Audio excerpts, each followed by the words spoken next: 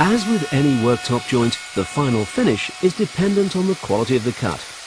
Ensure that your router bit is sharp and that your jig or straight edge are firmly clamped into place. 3 or 4 passes of the router are normally enough. If you need to cut the worktops roughly to size, you can use a jigsaw or circular saw. Then, taking into account the size of the base of the router, measure the position for clamping our straight edge. Finish the cut by trimming back with the router. The mason's mitre is cut as you would with a laminate worktop. Here, the jig is clamped in place and the female side of the joint is cut. 3 or 4 passes of increasing depth will ensure that the cut is clean. Clamp the jig to the reverse of the board and cut the 3 bolt holes.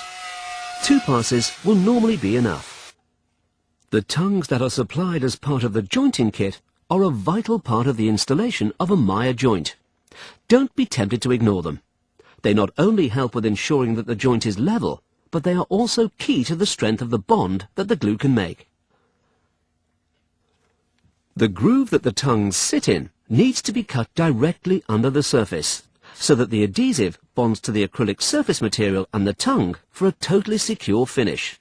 The groove is cut with either a Titman UG3 groover with a UG ALR arbor, or you can use a biscuit groover to produce a cut 3 mm wide and 13 mm deep. Finish the groove just short of the front edge, but go all the way through to the back of the worktop.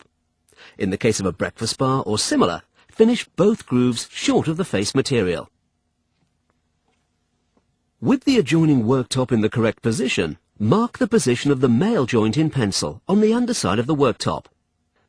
Be aware that in doing this, you may leave pencil marks on the female side of the joint that will need to be cleaned off before completing the joint. This is particularly vital on the lighter colours in the Maia range. The male side of the joint is cut much the same way as the female side.